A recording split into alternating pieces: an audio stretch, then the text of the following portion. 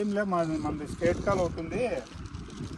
మనకి ఇక్కడ ఈ కదిరి ప్రాంతంలో ఉన్నటువంటి రైతులకు ఉపయోగపడే దిగుబడి ఎక్కువైతే ఉందో అది ఉత్పత్తి చేసి ఇంకా పెంచాలని చెప్పి ఒకరోజు 10 మందికి ఉంటుంది అట్లా ఇదేమి అంటే కాన్స్టెంట్గా ఫ్యాక్టరీ లాగా అయితే కాదు.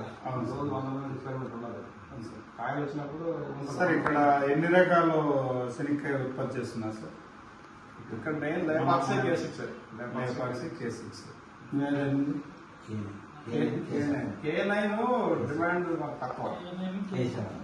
K9 K7 కానీ తర్వాత అమరావతి, చిత్రావతి, హరితాంధ్ర ఈ డిమాండ్ తక్కువ. రైతుల దగ్గర డిమాండ్ తక్కువ ప్రొడక్షన్ చేయడం లేదు. గవర్నమెంట్ ఆఫ్ ఇండియా ఇండియన్ మాకు ఉంటుంది. 5 క్వింటాలు 10 క్వింటాలు 15 క్వింటాలు ఉంటుంది. గవర్నమెంట్ ఆఫ్ ఇండియా వాళ్ళకు. ఈరోజు శ్రీ సత్యసాయి జిల్లా కదిరి వ్యవసాయ పరిశోధన శాఖ అధికారులను కలిసి ఇక్కడ డైలీ వేజ్ కింద వస్తున్నటువంటి కూలీ రేట్లు, అదేవిధంగా కూలీల పరిస్థితుల్లో అడిగి తెలుసుకుని ఇక్కడ ఉన్నటువంటి సమస్యలపైన, పలు డిమాండ్లపైన మన వ్యవసాయ పరిశోధన శాఖ ప్రిన్సిపల్ గారికి, భాస్కర్ రెడ్డి గారికి ఒక రిప్రజెంటేటివ్ ఇవ్వడం జరిగింది. ఆంధ్రప్రదేశ్ వ్యవసాయ కార్మిక సంఘం శ్రీ సత్యసాయి జిల్లా తరఫున ప్రధానంగా ఏమంటే ఈ కదిరి ప్రాంతంలో బడుగు బలహీన వర్గాలు, వ్యవసాయ కూలీలు ఉపాధి లేక, పనులు లేక ఇతర రాష్ట్రాలకు వలసపోతూ జీవనం జరగడానికి కూడా చాలా కష్టంగా ఉంది.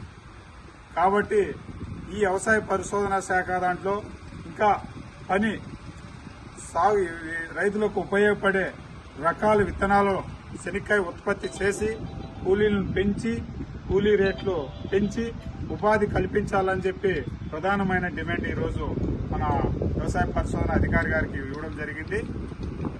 కానీ ఇక్కడ చుట్టుపక్కల ఉన్నటువంటి రైతులకు ఏదైతే శనక్కాయ ఏదైతే అధిక దిగుబడి ఇక్కడ వస్తుందో మన ప్రాంతంలో, ఇక్కడ కూడా అనేక రకాల K6 కానీ K9 కానీ ఇంకా రకరకాల శనక్కాయని ఉత్పత్తి చేసి రైతులకు కూడా సబ్సిడీ పరంగానే అందించాలని చెప్పి సిపిఐ, భారత కమ్యూనిస్టు పార్టీ, అదేవిధంగా ఆంధ్రప్రదేశ్ వ్యవసాయ కార్మిక సంఘం ఆధ్వర్యంలో ఈరోజు ఇక్కడ స్పందించడం జరిగింది. కదిరి వ్యవసాయ పరిశోధన శాఖ స్పందించి ఇక్కడ పరిస్థితులు అడిగి తెలుసుకొని ఇక్కడ పలు డిమాండ్లపైన మనము వ్యవసాయ పరిశోధన శాఖ అధికారి గారికి రిప్రజెంటేషన్ ఇవ్వడం జరిగింది.